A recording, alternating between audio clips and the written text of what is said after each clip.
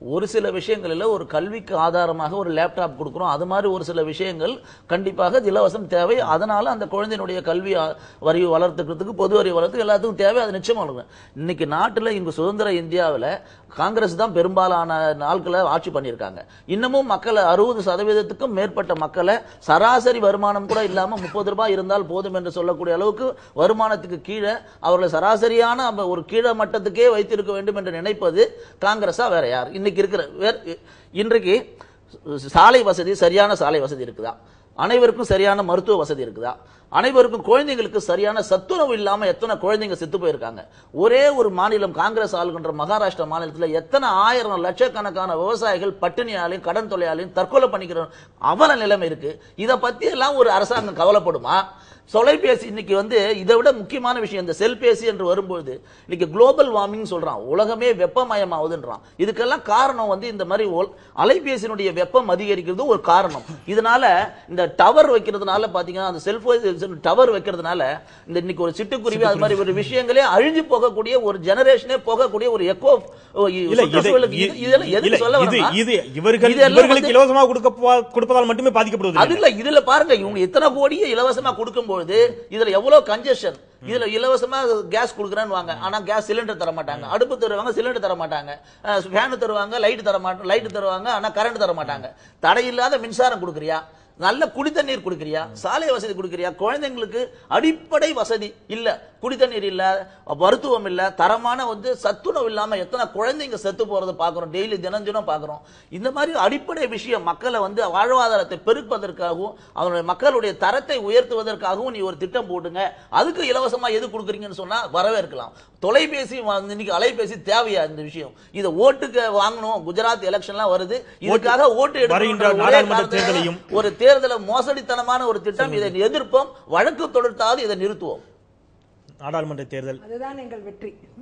குஜராத் சட்டமன்ற தேர்தல், நாடாளுமன்ற தேர்தலை எல்லாம் மனதில் வைத்துத்தான் இந்த இலவச திட்டமா? ஏன்னா கடந்த நாடாளுமன்ற தேர்தலுக்கு முன்பாக இந்தியா முழுவதும் விவசாய கடன்களை மிகப்பெரிய அளவில் பல்லாயிரம் கோடி ரூபாயை தள்ளுபடி செய்தது மத்திய காங்கிரஸ் தேர்தல் தான் சொல்ல போறீங்க. விவசாயிகளுக்கு 10,000 கோடி கடன் தள்ளுபடி செய்தது தப்புன்னு பாரதிய ஜனதா கட்சி கத்துனாங்க. ஆனா நாங்க செய்யறதுதான் செஞ்சோம். அதாவது மக்களுக்கு, ஏழை மக்களுக்கு என்ன சென்றடையணுமோ அது சென்றடைய வைப்பதில் காங்கிரஸ் கட்சி ஒருபோதும் தொய்வடையாது. அதே நேரம் ஐக்கிய முற்போக்கு கூட்டணியும் அதில் ஒருபோதும் தொய்வடையாது. காரணம், இவங்க என்ன சொன்னாலும் இவங்க சொல்லிட்டு போட்டோம், அதை பத்தி நம்ம கவலைப்பட போறது இல்லை. ஏழை மக்களுக்கு என்ன சென்றடைய வேண்டும், அவர்களுக்கு தேவை என்ன, அவர்களுக்கு வேலை வாய்ப்பு என்ன, இதையெல்லாம் உருவாக்கிட்டு தான் இருக்கும். கல்வி, மருத்துவம், கல்வி, இலவச கல்வி திட்டம் இந்தியா முழுவதும் செயல்படுத்தப்படுகிறது. இன்னைக்கு அது அவர் இல்லைன்னு சொல்லட்டும். இன்னைக்கு ஒவ்வொரு மாநிலத்துக்கும் அதற்குண்டான நிதிகள் பெருவாரியாக வழங்கப்படுகிறது.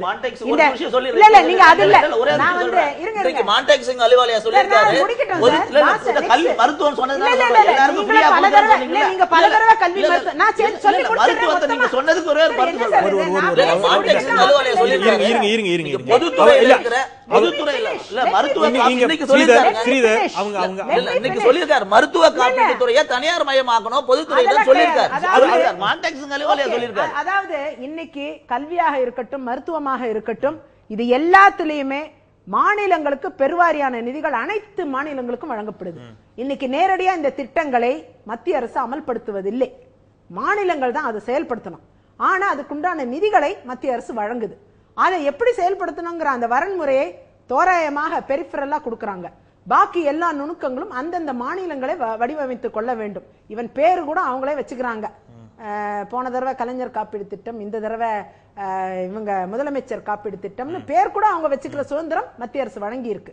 இதற்குண்டான அனைத்து, அதாவது இன்னைக்கு அரசு பள்ளிகள்ல எல்லாமே அவங்களுக்கு கிடைக்கிறதுக்கு வாய்ப்பு இருக்கு, சத்துணவு கிடைக்க வாய்ப்பு இருக்குன்னா மத்திய அரசோட நிதிகள் தான். இந்த நிதிகள் பகிர்ந்தளிக்கப்படுகிறது, அவைகளை மாநிலங்கள் கரெக்டா கொண்டு செல்ல வேண்டும்.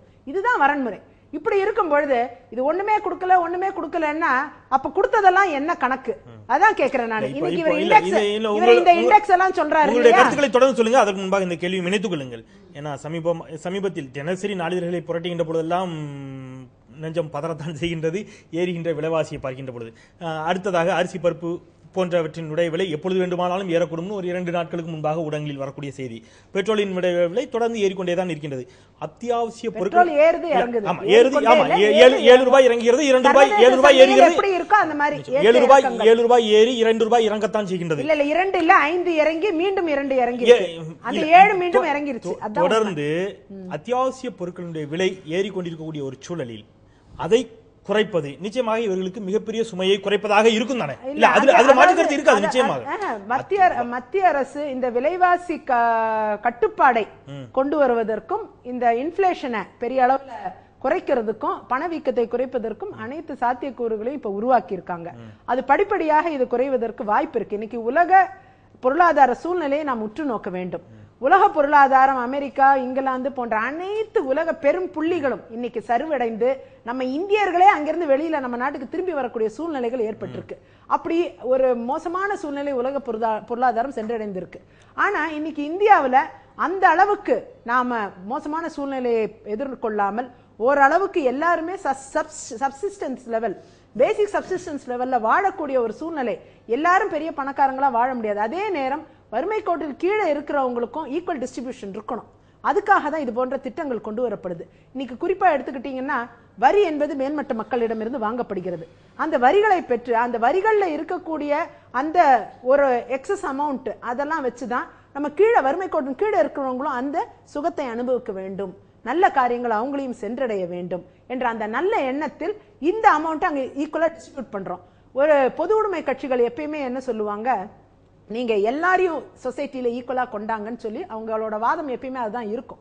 அப்படிப்பட்ட சூழ்நிலையில இன்னைக்கு கிட்டத்தட்ட அந்த கட்சிகளும் ஏற்றுக்கொள்ளும் வகையில் தான் இன்னைக்கு கீழ்த்தட்டில் இருக்கக்கூடிய மக்களும் மேல்தட்டில் இருக்கக்கூடிய மக்களுக்கு இணையாக வாழ வேண்டும் என்ற அடிப்படையில் தான் இன்னைக்கு எல்லாத்தையுமே லேப்டாப்பா இருக்கட்டும், இன்னைக்கு ஒரு செல்போனா இருக்கட்டும், இல்ல ஒரு மிக்ஸி கிரைண்டரா இருக்கட்டும், மத்திய மாநில இல்ல இது எல்லாமே மீண்டும் கூட பிரச்சனை அங்கதான் வருகிறது. இல்ல இலவசங்கள் கொடுக்கறாங்க நீங்க நினைக்காதீங்க. அதாவது ஒரு முறை அந்த இலவசங்களை அவங்க அனுபவிச்சாங்கன்னா நிச்சயமாக அதற்குண்டான பணத்தை நாம் ஈட்டி மேல வர வேண்டுங்கிற ஆசையும் அவங்களுக்கு வரும்.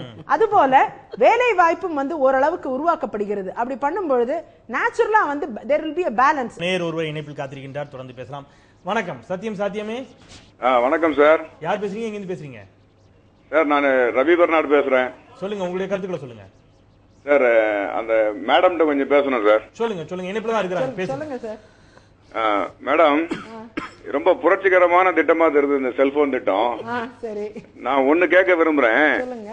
இந்த தேசத்துல 37 கோடி பேருக்கு கழிப்பிட வசதி இல்லைன்னு சொல்லி ரொம்ப துக்ககரமான ஒரு விஷயம் இருக்குது. அதெல்லாம் மறந்துட்டு காதுக்கு செல்போன் கொடுக்குறீங்களா? நீங்க எப்படி தேசத்தை காப்பாற்ற போறீங்க? கழிப்பிடங்கள் கட்டி தருவதற்கும் நிதிகள் வழங்கப்படுகிறது. இல்ல நிதிகள் வழங்குறதுலாம் சரி, இப்போ செல்போனுங்கிறது யாரை ஏமாத்துறதுக்காக கொடுக்கற திட்டம் அப்படிங்கிறது எங்களுக்கு புரியல. ஏமாத்துறதுக்காக இல்ல, வறுமை கோட்டில் கீழே இருக்கக்கூடிய மக்களுக்கு கொடுக்கப்படுவது. அது வேண்டாம் நீங்க நினைச்சீங்கன்னா வறுமை கோட்டு ஜனங்களுக்கு சோறு இல்லங்க சாப்பிடுறதுக்கு. அது இல்லாத பட்சத்துல நீங்க என்ன நீங்க செல்போன் கொடுக்கறேன்னு சொல்றது வந்து ரொம்ப கேவலமான விஷயமா இருக்குது. இது யார் பணம்? இது யார் பணம்? யாருக்கிட்ட தூக்கி கொடுக்கறது? நிச்சயமா வரி கொடுக்கறவங்களோட பணம். உங்களுக்கு யாரு இந்த மாதிரி திட்டங்கள்லாம் செய்யறதுக்கு யார் இல்ல? உங்களுக்கு இந்த மாதிரி திட்டங்கள்லாம் செய்யறதுக்கு யார் உரிமை கொடுத்தது? ஒரு ஸ்டேட் கவர்மெண்ட்ல இப்படி கொடுத்துட்டே போனாங்க, இன்னைக்கு நீங்க இப்படி கொடுத்துட்டே போறீங்க. எங்க போய் முடிய போகுது? எங்கேயும் முடிய வேண்டாம், மக்களுக்கு சென்றடையட்டுமே. அதனால என்ன ஏழை மக்கள் அனுபவிக்கட்டும், நம்ம மட்டும் தான் அனுபவிக்கணுமா? ஏழை மக்கள் எப்படி அனுபவிப்பாங்கன்னு எங்களுக்கு தெரியலங்க. இது அதாவது செல்போன் தேவைப்படுறவங்க அது தேவைப்பட்டது வாங்கிடுவாங்க. அடிப்படை வசதிகள் இன்னைக்கு கல்வி இல்ல, சுகாதாரம் இல்ல, தேவையானதை கொடுக்காம செல்போனை கொடுக்கறதுக்கு உங்களுக்கு என்ன இருக்கு? சுகாதாரம், கல்வி, மருத்துவம் எல்லாத்திலயுமே இலவசமா பல விஷயங்கள் நடைபெற்று தான் இருக்கு.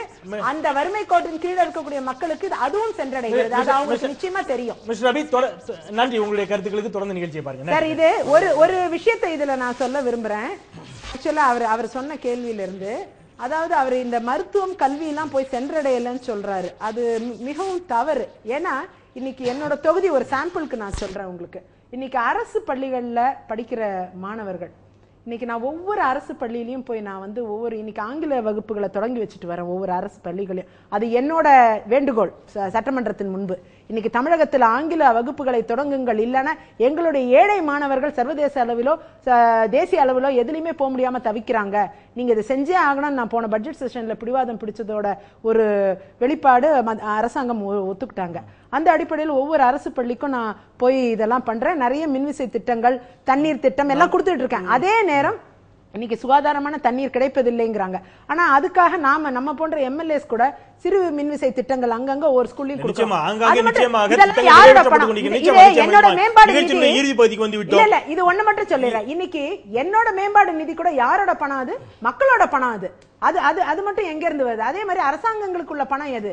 அது அரசாங்கம் இல்ல, மக்களோட பணம் தான் இது. இந்த அரசு பள்ளிகள்ல பிள்ளைகள் இன்னைக்கு எல்லாரும் இலவசமா படிக்கிறாங்க, நல்ல தரத்தோட இருக்கு. அது மட்டும் கிடையாது, மருத்துவம் எடுத்துக்கிட்டீங்கன்னா ஒவ்வொரு ஹாஸ்பிட்டல்லையும் இன்னைக்கு நிறைய விஷயங்கள், இன்னைக்கு நிறைய சீரமைப்பு செய்ய வேண்டும். தமிழகத்துல நிறைய ஹாஸ்பிட்டல்ஸ்ல நிறைய குறைகள் இருக்கு, இல்ல நான் சொல்ல மாட்டேன். அவைகள் எல்லாம் சரி பண்றதுக்காக நிறைய நிதிகள் வழங்கப்படுது, கொடுக்கப்படுது. இறுதியா கருத்து ஒரு சாம்பிளுக்காக தான் சொல்லணும். நான் கழிப்பிடங்கள் இல்லைன்னு அந்த தோழர் சொன்னாரு. டிஆர்டிஏ, அதாவது டிஸ்ட்ரிக்ட் ரூரல் டெவலப்மெண்ட் ஊரக வளர்ச்சி முகமை மூலமா பாத்ரூம்ஸ் டாய்லெட் கட்டுறதுக்காக வந்து நிதி தர்றாங்க. மாற்றுத்திறனாளி மத்திய அரசாங்கத்தினுடைய நிதி ஒதுக்கீடுல இருந்தா இது வருது. மத்திய அரசாங்கத்துல நம்ம தோழிட்ட கேட்கணும்னு நினைச்சிருக்கிறேன், இல்லைன்னா அவங்க கொஞ்சம் இனிஷியேட் பண்ணி கொடுத்தாங்கன்னா ரொம்ப மகிழ்ச்சி பெறும். மாற்றுத்திறனாளிகளுடைய பாத்ரூம் கட்டுறதுக்கு கூடுதலா செலவாகுங்க, ஏன்னா அதுல ஸ்பெஷலா எங்களுக்கு தேவைப்படும். அதற்கு உண்டான ஒரு 200 ரூபாயாவது அதுல இருந்து கிடைக்குதான்னு இல்ல நிச்சயமா இது ஊரக வளர்ச்சி ஒருத்தர் அந்த திட்ட ஸ்கீம்ல இருக்கான்னு கொஞ்சம் கேட்டு சொல்லுங்க. அதுதான் என்னுடைய ஆதங்கம். இல்ல நீங்க அது நடக்குமே, ஆனா ஏன்னா அது கிடையாது. மாற்றுத்திறனாளிகளுக்கு ஒரு கழிப்பிடம் கூட இல்லை. நான் என்ன சொல்றேன், மும்பைல நடக்கக்கூடிய அந்த ஸ்டாக் எக்ஸ்சேஞ்சில் ஒரு சின்ன ட்விட்ச் நடக்குதுங்க. பாரதிய ஜனதா ஆட்சி முடிந்து காங்கிரஸுடைய ஆட்சி முதல் நாள் வருது. பாராளுமன்றத்துக்கு செல்லாமல் நிதி அமைச்சர் மும்பைக்கு பறந்து போறார். அங்க இருக்கக்கூடிய விஷயங்கள்லாம் சரி பண்றதுக்காக, அந்த மார்க்கெட் ஃபோர்ஸஸ் சரி பண்றதுக்காக. 149 பேர் இறந்ததுக்கு அப்புறமா தான் பிரதமருடைய கவனம் ஆந்திராவுக்கு செல்கிறது. ஆக 149 மக்களினுடைய உயிர் பெரிய பிரச்சனையாக தெரியவில்லை. ஸ்டாக் எக்ஸ்சேஞ்ச் தான் பெரிய விஷயமாக இந்த அரசாங்கத்துக்கு தெரிந்து கொண்டிருக்கிறது. எங்களுடைய கேட்கப்படாதவர்கள் குரல் ஒரு நாள் கேட்கும். அதுதான் புரட்சி, அது போராட்டம். வால்டர் சொன்ன அத்தியாவசியமாக கவனிக்க வேண்டிய விஷயங்கள் ஆயிரக்கணக்கான இருக்கும்பொழுது, எடுத்துக்காக ஒரே ஒரு விஷயம், நேற்றுக்கு கூட ஒலிம்பிக்ல பாருங்க, நம்மளுடைய இடம் 43வது இடத்துல இருக்கு. எவ்வளவு ஒரு அசிங்கமான விஷயம். சின்ன நாடு. என்னுடைய மகள் கூட பேப்பர்ல பார்த்துட்டு, பரவாயில்லையப்பா நம்மளுடைய நாடு வந்து 10வது இடத்துல இருக்கு. இல்லையம்மா, நம்மளுடைய நாடு 43வது இடத்துல இருக்கு. மற்ற நாட்டினுடைய பேர்லாம் வரைபடத்துல தேடினால் கூட கிடைக்காத இடத்துல எல்லாம் அந்த நாடெல்லாம் நமக்கு முன்னாடி இருக்கு. கேவலம் 130 கோடி மக்கள் தொகை உள்ளன. இது மாதிரி ஒரு விளையாட்டுத்துறை, எவ்வளவோ விஷயங்கள், அடிப்படை விஷயங்கள். கிராமப்புற மருத்துவம், சகோதரி சொல்றாங்க, அவங்க எல்லாம் கிராமப்புறத்துக்கு போய் பார்த்துருந்தா தெரியும் அந்த மக்கள். அந்த இல்ல ஒரு ஒரே